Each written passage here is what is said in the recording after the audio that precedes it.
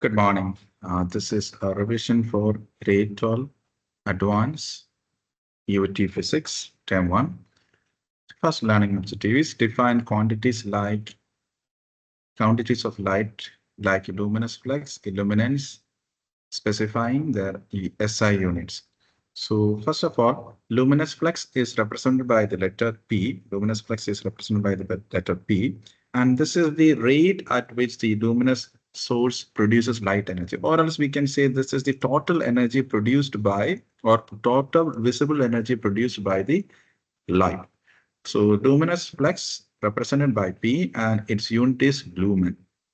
When you talk about illuminance, illuminance is represented by E, and illuminance equation E is equal to P by 4 pi r squared. So it is luminous flux divided by 4 pi r squared. And it is measured in lux, or another unit of illuminance is lumen per meter square. So luminous flux is the amount of light strikes in a unit area, or else we can say that now if you have got a candle, and luminous flux is the total amount of light produced by the candle in 1 second. But illuminance is how much amount of light falls on a unit area. Okay, so both units you should be remembering. Now the luminous intensity. The luminous intensity is measured in candela, and luminous intensity I is equal to P by 4 pi, where P is luminous flux. So luminous intensity can also be defined as flux per unit solid angle. So make sure you remember these units and the definition. Let's check simple questions based on this learning objective. Which of the following quantities represent the total amount of visible light emitted by a source per unit time? So this is talking about the total amount of visible light emitted by a source. If it's a candle, if it's a bulb, anything. So the total amount of visible light emitted is measured in luminous flux. So luminous flux is the answer. Luminous flux is represented by the letter P, and its unit is, as you know, that it is lumen. Now, SI unit of luminous flux, it is lumen. So these are two examples. I'm not going to cover a lot of examples. There is a worksheet where I have added many other questions. Now, let's go to question number 2. This is basically about diffraction. So diffraction is when light is passing through small gaps, light gets spread. So this is diffraction is a spreading of light. Okay, this is the spreading of light when it passes through small holes or narrow obstacles. Okay, now mostly since the question is about defining diffraction as the bending of wave as it passes through the edge of the barrier, maybe you will get question where they may give reflection, refraction, and diffraction. So from there, you will have to identify what is diffraction. It is a spreading of a wave as it passes through narrow slit. Okay. Another thing, the spreading depends upon the size of the slit and wavelength. For example, in a wavefront, this is the wavelength. The distance between two wavefront is the wavelength. Let's see that if that is 1 meter. And if the size of the gap is also 1 meter, then the spreading will be maximum. So diffraction depends upon the wavelength and size of the gap. If both of them are same, then there will be maximum diffraction. So in this example, you can say the wavelength is smaller and the gap is bigger. So the diffraction will be less. But over here, we can say that when the wavelength and the gaps are almost same, there will be maximum spreading. So diffraction is the spreading of a wave. Now, an example question, which of these images show an example of diffraction? So this is basically not diffraction, light pass, the passing of light there. So this is basically an example of reflection because we can see a reflected image. And this is, you can see the pencil is not straight. That is because of refraction. So over here, you can see in this one, the waves are passing through these small gaps and the waves are getting, look here, they are spreading. And so this is the example for diffraction.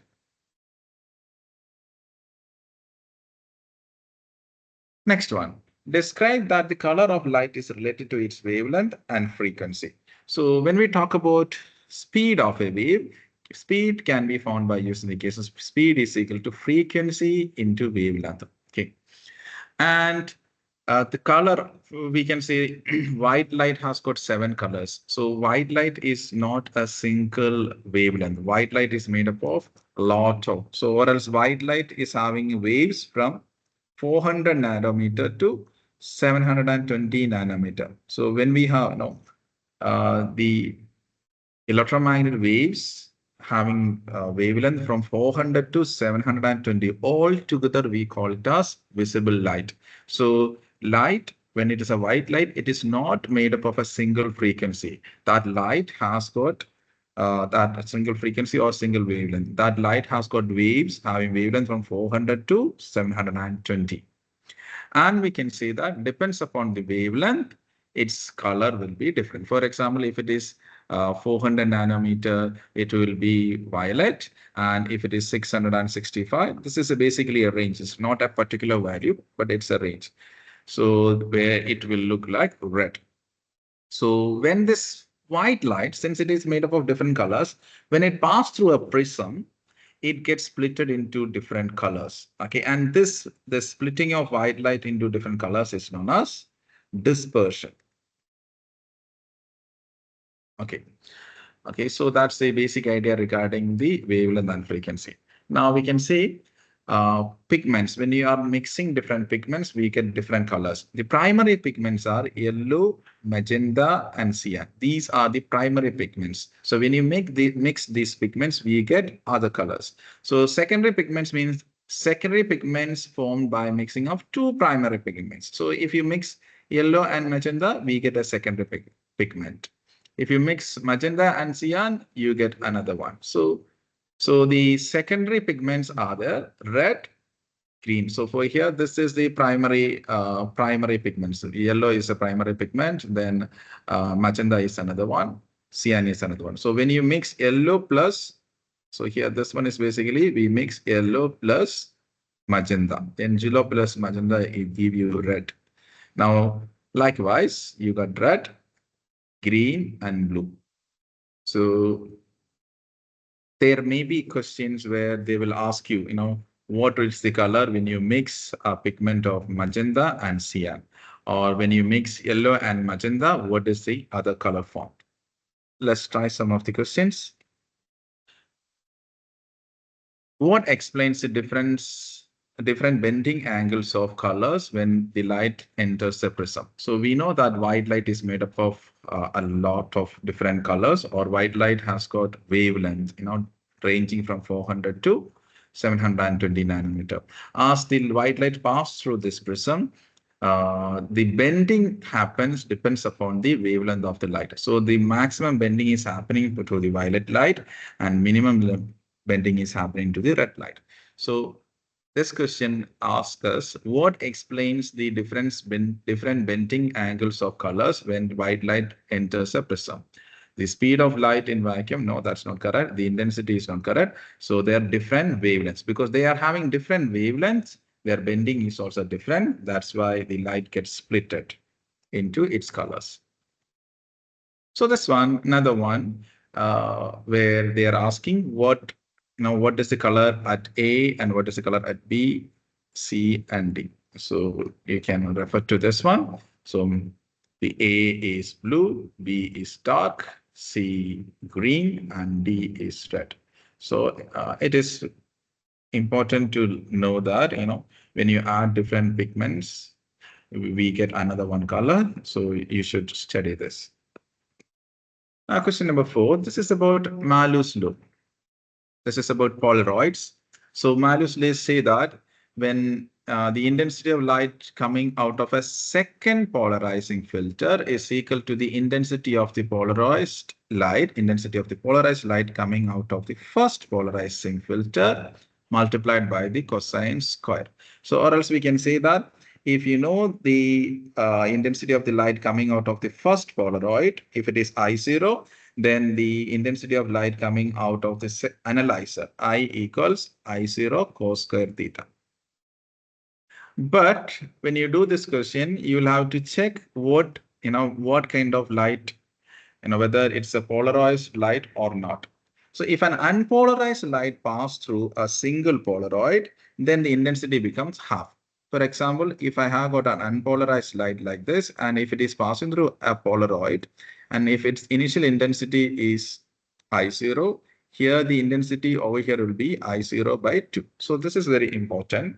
Okay, when you apply this equation, look here, when you apply this equation, the final intensity I0, final intensity is I0 cos square theta, but initial one is I0. Okay, let's try a question.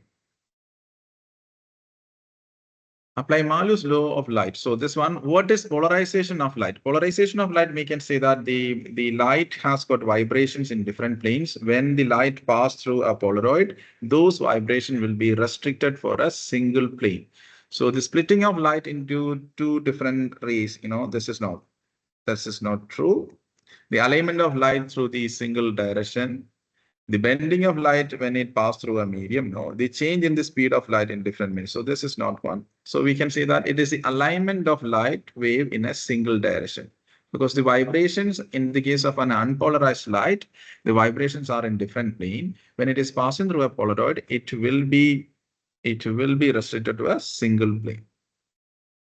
Now, unpolarized lights with intensity of 1.87 watts per meter square. So this is the unpolarized light. So this unpolarized light, we can say that its intensity I in equals 1.87. Passes through two polarizers. The emerging polarized ray has intensity of I out. So I out is given to you. I out equals 0.383.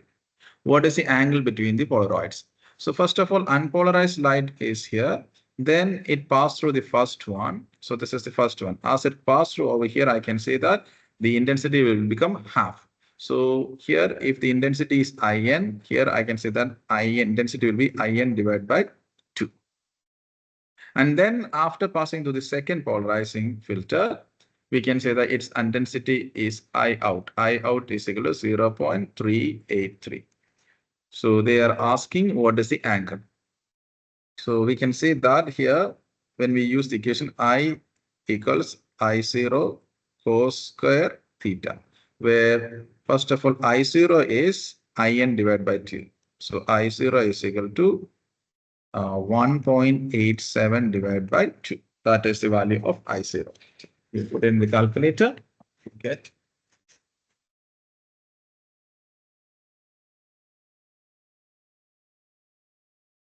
So 1.87 divided by 2. 1.87 divided by 2 will give you 0.935. So I0 is equal to 0.935. So that is the intensity. So now here we should say I out equals I0 cos square theta. So it is given to you I out, which is 0.383 equals 0.935 times cos square theta. Okay, so now we can say you can use shift solve method if you want, or do it separately. 0.383 divided by 0.935 equals 0.4096 equals cos square theta. So you need to take root of this one and find the final answer. Root of answer, you get it is 0.64, and you need to take cos inverse. So you get 50.0. So theta, you will get 50.2 degree. So when you do these questions, unpolarized light is coming in. So after passing through the first polarizer, the intensity will become I input divided by 2. So that should be considered as I0. Then you can use I is equal to I0 cos square theta.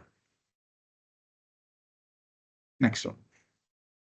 So this is mostly related to Doppler effect. So when we have a Doppler effect, this happens because of the relative movement. This happens if if the source is moving away or if the observer is moving away, it can happen. So whenever it is happening, there will be a change in the frequency and or there will be change in the wavelength. Okay, so the observed frequency can be found by using the equation f observed equals frequency of the source multiplied by 1 plus or minus v divided by c. So here the plus or minus, you will have to put plus or minus, depends upon the question or depends upon the situation. So let's see that this is the observer, and if an ambulance is coming close to you, so you know that when the ambulance is coming close to you, the frequency increases. So if the frequency is increases, then definitely I can say that it should be plus, because you want to get a greater value for the frequency. So it should be plus. So if the source is coming to us, if the source is coming close to the observer, frequency increasing, and so the observer is moving towards the source, you should always use plus. Okay.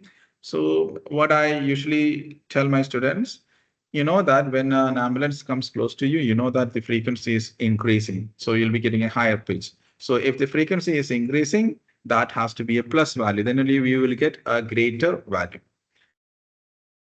The same thing, if you think about wavelength, what happens if the frequency is increasing, wavelength will be decreasing. For example, look over here. As the source is coming closer, the wavelength becomes smaller and smaller. Here I can say that the wavelength is greater.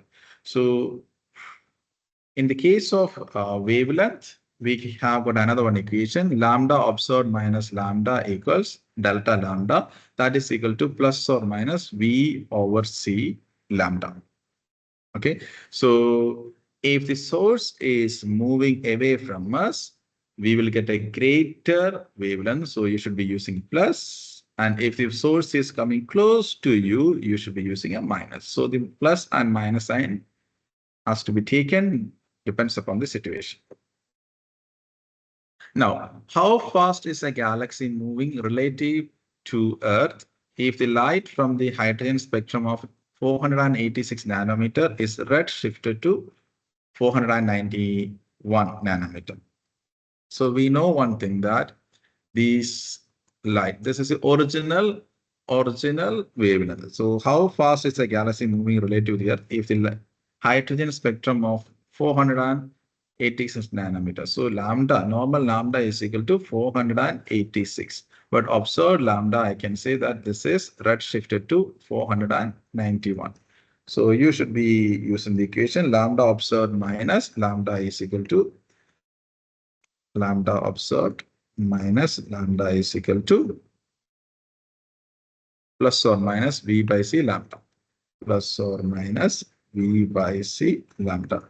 So we can say that what happened to the wavelength? The wavelength here, the wavelength is increase.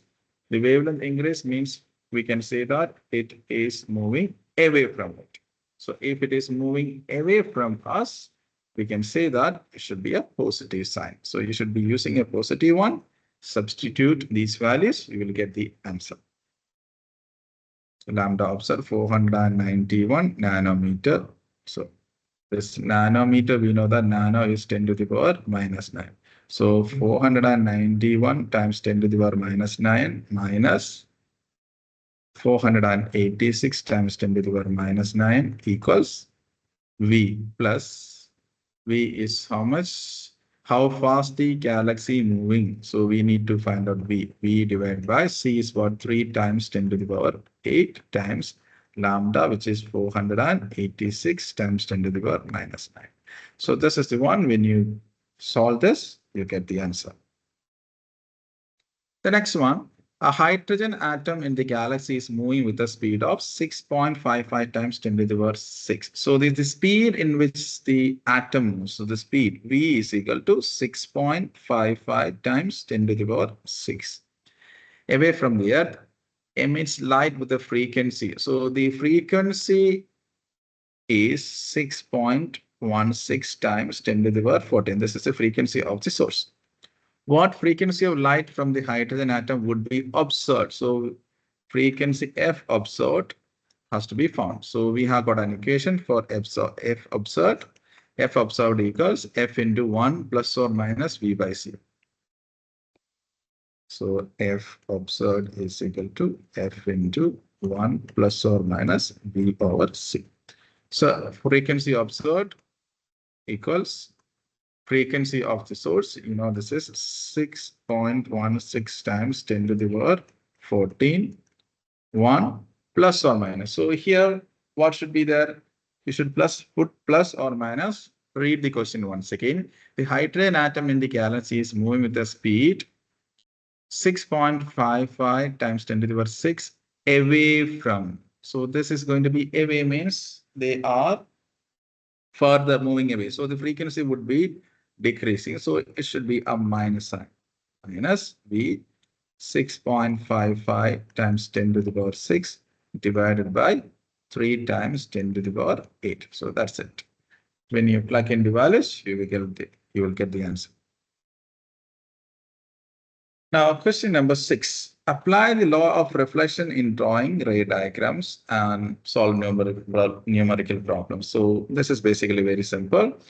What you need to know is when a light ray falls on it, and that light is called as incident ray, and the point where it falls is known as point of incidence. This is the point at which it falls. So we can call it as point of incidence.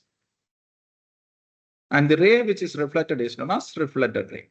Now, when I draw a 90-degree line to the point of incidence, this is called as normal. And when you measure the angle of incidence, we measure the angle between, look here, we measure only this angle. We measure the angle between incident ray and the normal. So that is the angle of incidence. Angle of reflection means the angle measured between normal and the reflected ray. So that's what you need to always keep in your mind. The angles are always measured between the normal. So they say that angle of incidence is equal to angle of reflection. So angle of incidence is the angle between incident ray and normal. Angle of reflection is the angle between the reflected ray and the normal. Let's try a question. What is the angle of incidence of a light ray reflected of a plane mirror at an angle of 35 to the normal? So it's like angle of incidence. So let's see the ray falls over here. So this is normal. So this is the angle of incidence. Angle of reflection is this is the angle of reflection. What is the angle of incidence of a light ray reflected of a plane mirror at an angle of 35? So 35 to the normal means angle of reflection is 35. So suppose the angle of incidence of the light. Oh, sorry, this is okay. Now they are asking what is the angle of incidence? This is question number 2. What is the angle of incidence? So since the angle of reflection is 35, I can say that angle of incidence should also be 35 degree. Next one, suppose the angle of incidence of the light ray is 42. If the angle of incidence is 42, what is the angle of reflection? Angle of incidence and angle of reflection will be 42. What is the angle the incident ray makes with the mirror? So if this is the one, and we can say that this is 42 is the angle of incidence. So they are asking how much is this angle theta? We can say that the angle of between surface and the normal is 90 degree. So the angle made over here will be 90 minus 42.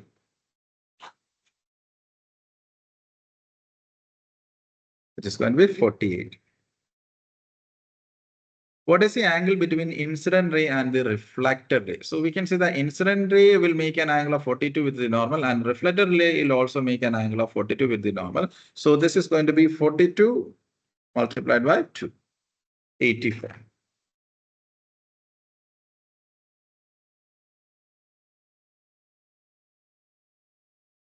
84. Next one. Okay, draw a ray diagram to locate the position of an image formed by a plane mirror showing its properties. Okay, so if you are asked to draw any ray diagram for a plane mirror, we can say that you will use the laws of reflection. So a light ray, usually we draw light from the top. A light ray falls onto the mirror and it will make an angle. Maybe if it makes an angle of incidence 30, then the angle of reflection will also be 30. So what it might be, it can be 40 or it can be 50, no problem. But angle of incidence and angle of reflection should be same. So first ray falling on this and reflected it. And once it is reflected, we will have to trace it backwards. The second ray, we imagine a ray strike straight onto the mirror and reflects back. So we will trace that also backwards. These two will join at a point there where image is formed. So this is the type of, these are the properties of image formed on a plane mirror. First of all, the images are always virtual because this is not real. No, light cannot get into the mirror, right? Light is always reflected, but we feel like the image is inside the mirror or in the mirror. So it's a virtual one. And we can say if it's a virtual, it is going to be upright. And in the case of a plane mirror, it is of same size and it has same distance. For example, if it is 5 meters away from the mirror, image will also be 5 meters away from the mirror on the other side. And it is laterally inverted, means its side is shifted. For example, if you raise your left hand in the image, you feel like it is the right hand. Okay, another one, the height of the image and height of the object should be same. The distance of the object from the mirror is equal to the distance of the image from the mirror. Okay, this is a simple question. A cat looks at its image as shown in figure. So what is the image position, height, and the type? So we can say that it's a plane mirror. So it's a virtual image form where the image is virtual. And that is basically 3 meters away from the mirror on the other side. And its height is going to be 50 centimeter because the height is always same. Now, Salam of 1.5 meter height stands at 0.5 meter away from a plane mirror. Depicted his image as shown in the figure. What is the image type and how far it is from the Salam? So Salam, this is 1.5 meter is the height of the Salam, but he is 0.5 meter away from the plane mirror. So his image will also be 0.5 meter and it should be virtual. So plane mirror always forms virtual image. So this is wrong. Now 1 meter is wrong. 1.5 meter is basically the height, so wrong. So this is the correct answer. 0.5 meters away and it's virtual. Now question number 8. This is basically about problems associated with mirrors. So first of all, spherical aberration. So whenever the light, sometimes we can say the curvature of the mirror is not so good, so that because of that, not all light rays coming parallel meeting on the focus. Some of them will not be meeting at the focus, and this problem is known as spherical aberration. And this can be rectified by having a curved or parabolic mirror. So spherical aberration, not all the light rays coming parallel to the principal axis meets at the focus, and it can be rectified by having a parabolic mirror. Okay, where do we use mirrors? So mostly we can say that convex mirrors are used in rear view mirrors, like in the case of car and all, security mirrors. Concave mirrors, this concave mirrors are like this. So they are able to focus light onto a particular point. So this is used in solar furnace, cooker, etc., where all the light will be able to focus to a point, so that the temperature over there will be more, so we can use it. So other use of this one is it is used as a shaving mirror, because we can say that if the object is between the focus and the mirror, in the case of a concave mirror, a virtual image is formed, which is magnified. So that is being used in shaving mirrors, dentist mirror, reflecting telescope, car headlights, and solar furnaces. Okay, when a monochromatic beam falls on a spherical mirror, as shown in figure, what is the name of the phenomenon that occurs in the mirror? So this is spherical aberration. But sometimes students get confused, when you do this chromatic and chromatic aberration. Chromatic aberration happens this is only for lens. So chromatic means, its meaning is color. Chromatic means color. So monochromatic means it is single color light. Okay, only one color light falls on it. So don't get confused. When you see chromatic, don't think that this is same. But over here, this is spherical aberration is the correct one because it is a mirror and the light is not focused on, light is not focused. So it is spherical aberration. Now, convex mirrors are type of spherical mirrors that are used in many applications, such as on the sides of the car. Which of the following statement applies to the convex mirror? So you know this one. The image is sometimes further away from than the object. No, I mean objects appears larger than they are. No, they allow the observer to see a wider field of view. So we will be able to see a lot of things happening behind. Now, draw a ray diagram to find the image of an object formed by a concave mirror and determine the properties of the mirror. So the best idea whenever we are drawing ray diagrams, we can use particular light ray. So one light ray which is coming parallel to the principal axis, and after the reflection, it passes through the focus. Second one, it is passing through the focus, then it becomes a parallel to the principal axis. So you will have to use at minimum these two rays to find out the size. Okay, so I have included things over here. Whenever there is an upside here, this is image is real, same size, inverted. This one I can say that image is enlarged and inverted. So this is real. Okay, here image is formed at the infinity or no image is formed. Okay. That's what